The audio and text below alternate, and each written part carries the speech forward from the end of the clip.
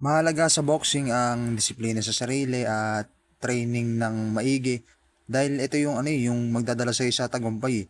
Dahil ngayon kailangan mahalaga ay disiplinado ka kasi di porket bata ka, hindi ikaw yung magdidikta ng pace ng laban, di ikaw yung masusunod at kailangan porsigido ka sa training kasi kung nagsisimula ang pagiging isang matagumpay na boksingero sa disiplina sa sarili. Kung di mo naman dinidisiplina yung sarili mo at di mo kinukuha yung tamang timbang, mababaliwala lang yung paghihirap mo bilang isang boksingero.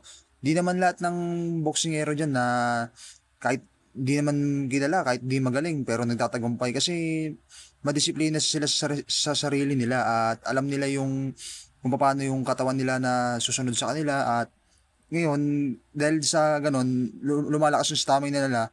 Pagdating sa laban, nabibigyan nila ng importansya yung training at sila yung nagdidikta ng pace ng laban. Ayun yung mahalaga doon eh.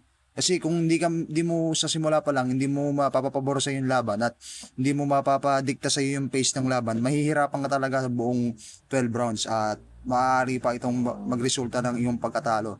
Kaya ayun mahalaga na sa boxing, kailangan may disiplina ka sa sarili at susundin mo yung game plan kung ano yung technique sa mga film na pinapanood mo. Yun lang naman at sumunod lang naman sa training.